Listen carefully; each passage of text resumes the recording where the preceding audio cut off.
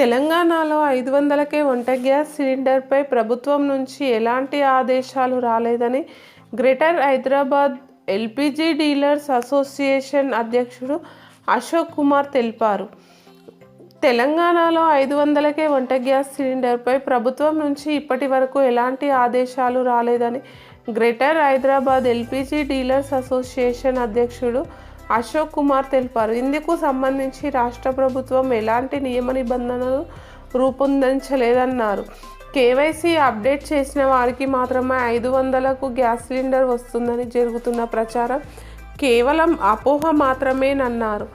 కేంద్ర ప్రభుత్వం సూచనల మేరకు నవంబర్ నుంచే రాష్ట్రంలో కేవైసీ పరిశీలన జరుగుతుందన్నారు.